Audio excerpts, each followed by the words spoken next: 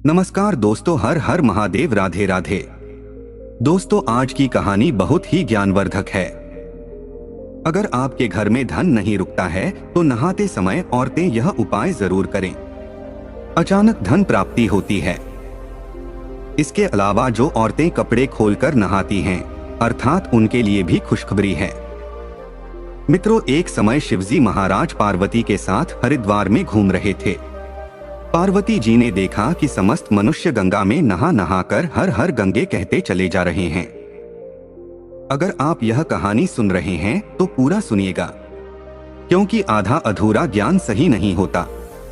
इसके अलावा है माँ लक्ष्मी। जो भी भक्त हमारी इस वीडियो को लाइक करें और चैनल को सब्सक्राइब करें, उनके घर में धन की कभी कोई कमी ना रहे, उनका घर हमेशा धन से भरा रहे। दोस्तों, सबसे पहले अपनी पूरी सच्ची श्रद्धा से कमेंट में हर हर महादेव, ओम नमः शिवाय, राधे राधे जरूर लिखें।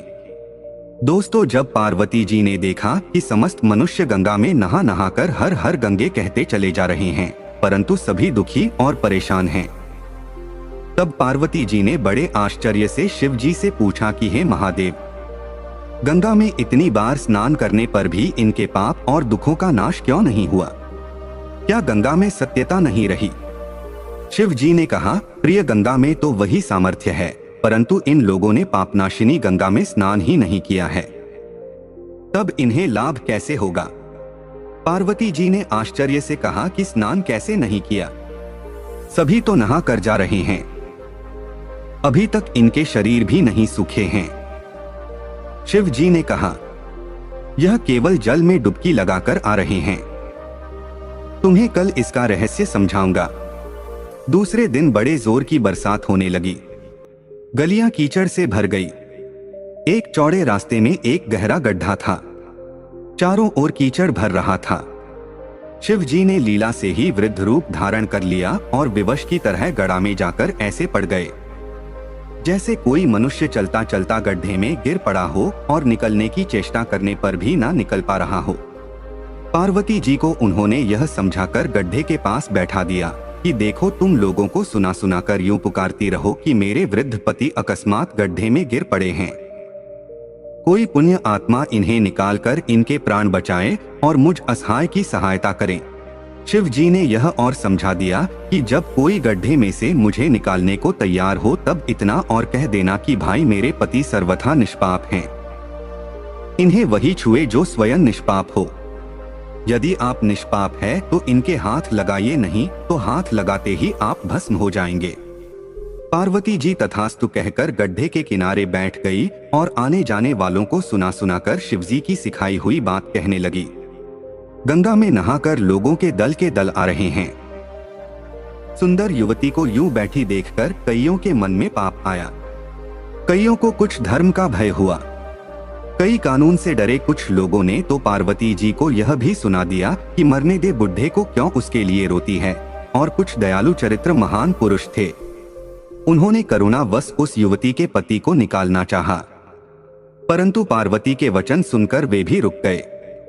उन्होंने सोचा कि हम गंगा में नहाकर आए हैं तो क्या हुआ, पापी तो है ही, कहीं सहायता करते समय हम भस्म ना हो जाएं। इस स्त्री के कथन के अनुसार हम स्वयं भस्म ना हो जाएं। किसी का साहस नहीं हुआ। सैकड़ों आए, सैकड़ों ने पूछा और चले गए। संध्या हो चली थी। शिव जी ने कहा, पार्वती, देखा आया कोई सच्चे हृदय से गंगा में नहाने वाला। थोड़ी देर बाद एक जवान हाथ में लोटा लिए हर हर गंगे करता हुआ निकला। पार्वती ने उसे भी वही बात कही। युवक का हृदय करुणा से भर आया। उसने शिवजी को निकालने की तैयारी की। पार्वती ने रोक कर कहा कि भाई, यदि तुम सर्वथा निष्पाप नहीं होंगे तो मेरे पति को छूते ही जल जाओगे। उसने उसी समय बिना किसी संकोच के दृढ़ निश्चय के साथ पार्वती से कहा कि हे माता, मेरे निष्पाप होने में तुझे संदेह क्यों होता है? देखती नहीं, मैं अभी गंगा में नहा कर आया हूं। भला गंगा में गोता लगाने के बाद भी कभी पाप रहते हैं? अभी तुम्हारे पति को निकालता हूं। युवक ने लपक कर बूढ़े को ऊपर उठा लिया। शिव पार्वती ने उसे अधिकारी समझकर अपना असली स्वरूप प्रकट कर उसे दर्शन देकर कृतार्थ किया। शिवजी ने पार्वती से कहा, कि इतने लोगों में से इस एक ने ही गंगा स्नान किया है। इसी दृष्टांत के अनुसार जो लोग बिना श्रद्धा और विश्वास के केवल दंभ के लिए गंगा स्नान करते हैं, उन्हें वास्तविक फल नहीं मिलता। परंतु इसका यह मतलब नहीं कि गंगा स्नान व्यर्थ जाता है।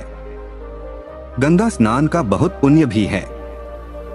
इसके बाद शिवजी ने पार्वती जी से कहा, अब मैं आपको 12 बातें बताता हूँ।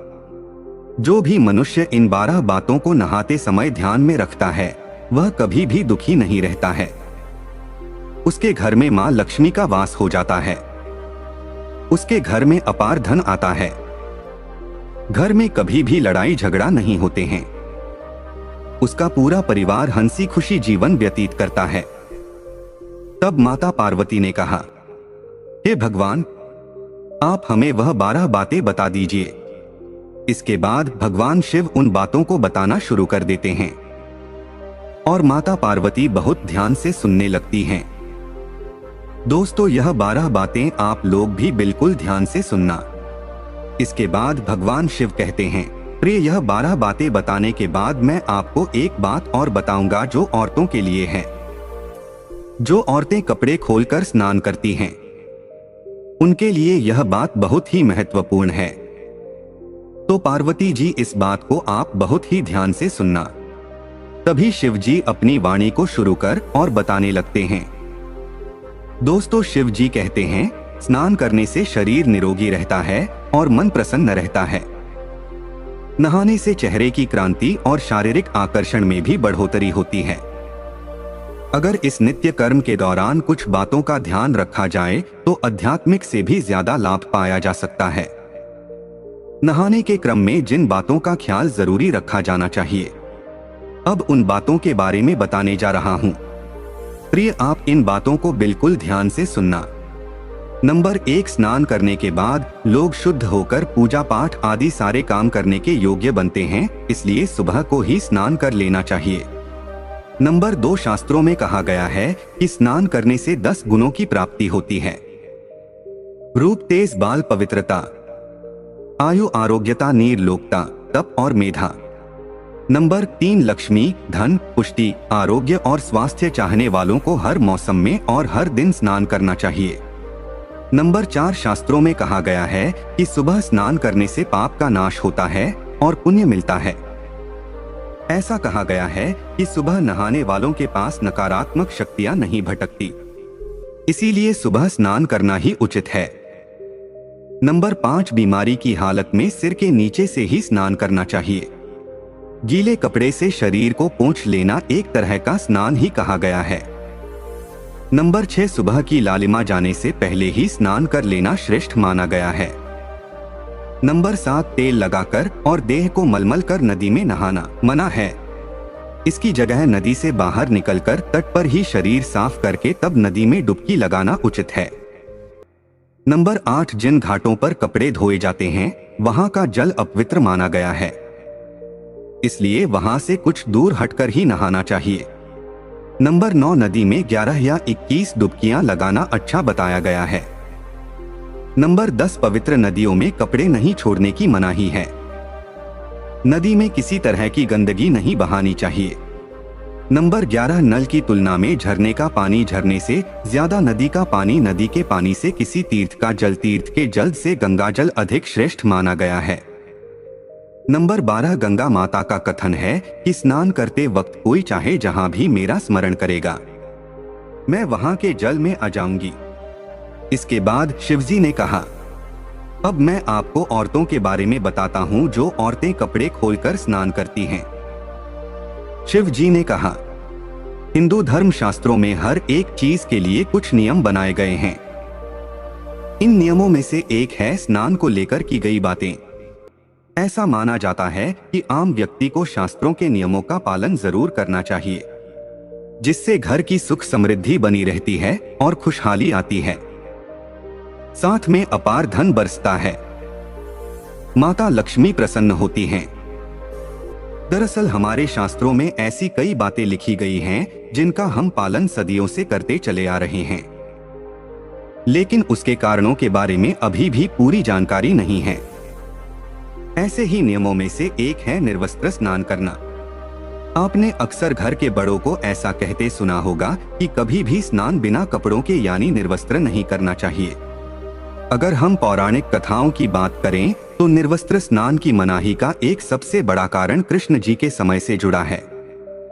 पौराणिक कथाओं के अनुसार एक बार जब गोपिकाएं सरोवर में स्नान कर रही थी और वह निर्वस्त्र थी, उस समय बाल कृष्ण ने गोपियों के सभी वस्त्र छिपा दिए। उस समय जब कृष्ण जी ने उनके वस्त्र छुपा लिया और गोपियों ने अपने वस्त्र वापस लेने की प्रार्थना की, तब कृष्ण जी ने उन्हें समझाया कि कहीं भी बिना वस्त्र धारण किए स्नान नहीं करना चाहिए।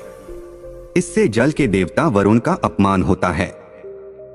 इसलिए आपको निर्वस्त्र स्नान न करने की सलाह दी जाती है। अगर आप नहाते समय यह सोचते हैं कि बंद कमरे में कोई आपको नहीं देख रहा है तो ऐसा गलत है, क्योंकि ईश्वर आपको हर स्थान पर देखते हैं। यदि आप निर्वस्त्र होकर स्नान कर रहे हैं तो यह मुख्य रूप से जल के देवता वरुण का अपमान करने जैसा होता है। निर्वस्त्र स्नान से आपको पाप लग सकता है और आर्थिक और शारीरिक नुकसान पहुंच सकते हैं। यदि आप निर्वस्त्र स्नान करते हैं तो आपके शरीर में नकारात्मक ऊर्जा प्रवेश करती है और आपकी मानसिकता भी नकारात्मक हो सकती है। इसलिए हमेशा आपको यही सलाह दी जाती है कि भले ही आप नहाते समय कोई एक कपड़ा धारण करें, लेकिन बिना कपड़ों के स्नान ना करें, तभी आपके लिए बेहतर होगा। निर्वस्त्र स्नान से शरीर की सकारात्मक ऊर्जा शरीर से बाहर निकल सकती है और इसका प्रभाव आपके शरीर के साथ मन मस्तिष्क में भी होता है। गरुड़ पुराण के अनुसार जब आप स्नान करते हैं तब आपके पितृ यानी मृत पूर्वज आपके आसपास मौजूद होते हैं। यदि आप निर्वस्त्र स्नान करते हैं तो आपको पितृ दोष लग सकता है। ऐसे स्नान करने से आपके पितरों को तृप्ति नहीं मिलती है और यह घर में पितृदोष का कारण बन सकता है। और यह वस्त्रों से गिरने वाले जल को ग्रहण करते हैं जिनसे उनकी तृप्ति होती है। निर्वस्त्र स्नान करने से पितर अतिरिक्त नाराज होते हैं जिनसे व्यक्ति का तेज बल, धन और सुख नष्ट होता है। इसलिए कभी भी निर्वस्त्र होकर स्नान नहीं करना चाहिए। पुराणों के अनुसार नहाने वाला पानी पूर्वजों के हिस्से जाता है और निर्वस्त्र होकर नहाने से इसे पितरों के समक्ष बिना कपड़ों के नहाना माना जाता है। शास्त्रों में ऐसी मान्यता है कि यदि कोई निर्वस्त्र स्नान करता है तो माता लक्ष्मी उससे रूठ सकती हैं। इससे आपकी कुंडली में धन हानि के योग बन सकते हैं और आपकी आर्थिक स्थिति खराब हो सकती है। इन्हीं कारणों से आपको निर्वस्त्र स्नान न करने की सलाह दी जाती है और शास्त्रों में भी इस बात की मनाही है। दोस्तों, हमारा यह चैनल प्राचीन आस्थाओं पर आधारित है। अगर आप भी इन आस्थाओं में विश्वास रखते हैं तो इस चैनल को अभी सब्सक्राइब करें, जिससे आपको हमारी आने वाली समस्त जानकारी आपको प्राप्त हो सके। और वीडियो को लाइक करें, शेयर करें और हर हर महादेव लिखना ना भूलें। धन्यवाद।